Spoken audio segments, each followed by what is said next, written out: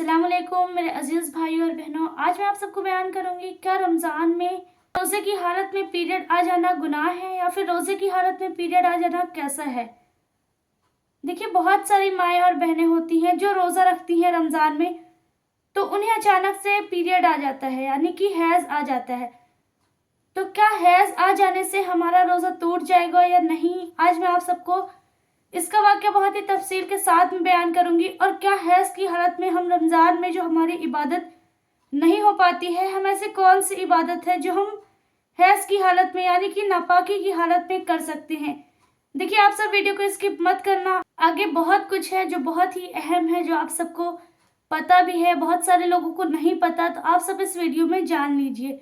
देखिए, रोज़े की हालत में हैज़ आ जाना, देखिए हैज़ एक नापाकी है, ये तो कुदरती हर औरत को होती है, ये अल्लाह की तरफ से होती है। इसमें हैज़ आ जाना यानी कि रोज़े में हैज़ आ जाना कोई गुनाह नहीं है। रोज़े की हालत में हैज़ आ गया तो हमारा रोज़ा टूट जाता है। देखिए, बहुत सारे लोग होते हैं जिनका दूसरी मीटिंग यानी कि दूसरे पहर अगर पीरियड आ गया तो वो रोज़ा नहीं तोड़ते हैं, वो रोज़ा रख लेते हैं। लेकिन मैं उन बहनों को ये बता देना चाहती हूँ कि अगर आपका पीरियड अगर अजान से यानी कि मगरिब के वक्त इफ्तार के 1 मिनट पहले भी आया तो वो रोज़ा काउंट नहीं होता है। उस रोज़े की आपको कज़ा भरनी होगी, क्योंकि वो रोज़ा आपका काउंट नहीं होगा, नहीं माना जाएगा, क्योंकि हैज़ एक नापाकी है। लेकिन बहुत सारी बहनें होती हैं जो मायूस हो जाती हैं, उदास हो जाती हैं कि अब हम इबादत नहीं कर पाएंगे या फिर अब हम रोज़ा नहीं रख पाएंगे। देखिए, ये कुदरती होता है, सबको होता है, और इस हालत में नमाज रोज़ा माफ़ होता है औरत का, और रोज़े की भरपाई आपको करनी होती है दीगर दिनों में। जैसे रमज़ान के बाद आप कभी भी इस रोज़े की भरपाई कर दे, बेहतर है कि जल्दी से जल्दी आप इस रोज़े की भरपाई कर दे तो ज़्यादा अच्छा माना गया है। देखिए, बहुत सारे लोग उदास हो जाते हैं और सोचते हैं कि हम रोज़ा नहीं रख पाएंगे, तो उनको आज मैं बताऊंगी कि आप रोज़े की हालत में बहुत सारी ऐसी इबादत कर सकते हो जिसका सवाब आप सबको मिलेगा। तो इसलिए आप सब उदास ना होइए, क्योंकि हमारे आका सल्लल्लाहु अलैहि वसल्लम ने फरमाया कि रमज़ान में जब औरतों को हैज़ आ जाता है, जो उदास हो जाती हैं, ये सोचती हैं कि हमारी इबादत छूट गई, हमारी नमाज छूट गई, हमारा रोज़ा छूट गया। देखिए, जो औरत ये दिल में नियत कर लेती है तो अल्लाह तबारक व तआला उसको उस नियत का उतना ही सवाब देते हैं, वो पूरी इबादत के बराबर अल्लाह पाक उसको सवाब देते हैं। जैसे हम लोग तहज्जुद के वक्त, तहज्जुद नफिल इबादत है, लेकिन रात को सोते वक्त जब हम नियत करके सोते हैं कि हम सुबह उठ के तहज्जुद अदा करेंगे, उस वक्त से हमारे ऊपर नेकी बरसने लगती है और सुबह तक। और अगर हमने तहज्जुद की नमाज नहीं पढ़ी, नहीं उठ पाए, तो नींद अल्लाह की तरफ से सदका हो जाती है और हमें हमारी तहज्जुद का सवाब मिल जाता है। वैसे रमज़ान में जो औरतों को हैज़ आ गया, वो उदास हो गई, वो बहुत ज़्यादा उदास है कि अब हमारी इबादत छूट जाएगी, तो अल्लाह पाक उनकी नियत का सवाब उनको उस इबादत के बराबर अता करते हैं। सोचो कितना मेहरबान है हमारा रब, हम सबको उसका सवाब अता करते हैं।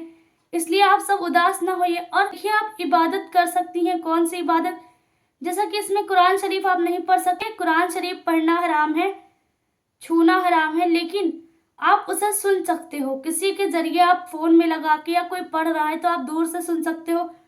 और आप रोजेदार के लिए अफ्तारी बनाते हो, ये भी एक इबादत का हिस्सा है।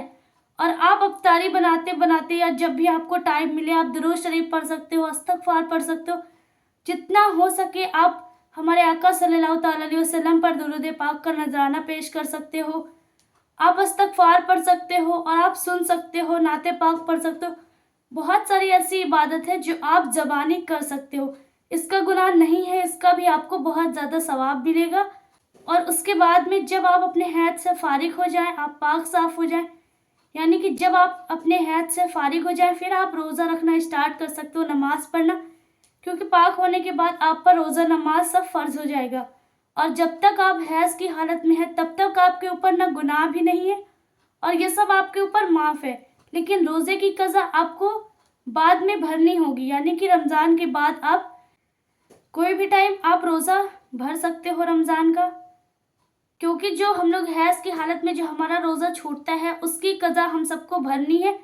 उसकी कज़ा हम सबके ऊपर है कि हम सब रमज़ान के रोज़ों की कज़ा बाद में भर दें, लेकिन नमाज की कज़ा नहीं है। अगर आप भर दे तो बेहतर है, अच्छी बात है, आपको सवाब है, लेकिन रोज़े की कज़ा आपके ऊपर है, आप रोज़े की कज़ा भर दें। और बहुत सारे घरों में एक ये मसला राइज है कि नापाक औरत यानी हैज वाली औरत अफ्तार का खाना नहीं बना सकती, वो मस्जिद में नहीं भेज सकती है और वो फातिहा का खाना रमज़ान में नहीं बना सकती। देखिए, ये सब जो मसला उठता है ये सब बिल्कुल सच नहीं है। अगर आप हैज़ की हालत में हैं तो आप हाथ का वज़ू कर सकते हैं। यानी हाथ का वज़ू कैसे? आप अपने दोनों हाथ को अच्छे से धुल के आप खाना बना सकते हो और ज़बानी आप कुछ पढ़ भी सकते हो, दुरूद शरीफ पढ़ सकते हो, इस्तग़फ़ार पढ़ सकते हो। ये कहीं मना नहीं है कि आप हैज़ की हालत में, पीरियड की हालत में अफ्तारी का खाना ना बनाएं रोज़ेदारों के लिए, या फिर मस्जिद में ना भेजें, या फिर कोई भी फातिहा करानी है तो आप फातिहा भी करा सकते हैं। आप फातिहा का खाना भी बना सकते हो। बेहतर ये है कि देखिए, फातिहा का मसला आता है कि अगर फातिहा के लिए कोई घर में और है तो वो बना दे, अगर कोई नहीं है तो आप फातिहा का खाना भी बना सकते हो।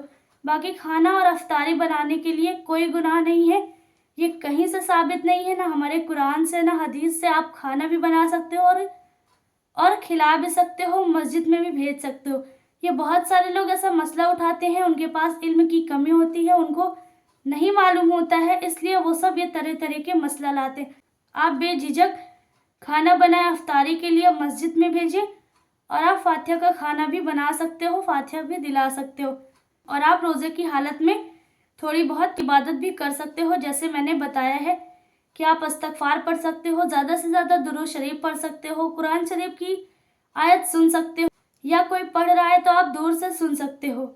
मेरे अजीज़ भाई और बहनों, मैं उम्मीद करती हूँ कि आप सबको मेरा वीडियो पसंद आया है। अगर वीडियो पसंद आया है तो वीडियो को लाइक करें, चैनल पर नए हैं तो चैनल को सब्सक्राइब करें, वीडियो को सदकाए जारिया समझ के ज़्यादा से ज़्यादा लोगों में शेयर करें। अब मिलते हैं कैसे ही अच्छी वीडियो के साथ, तब तक के लिए दुआ में याद रखना। अल्लाह हाफिज़।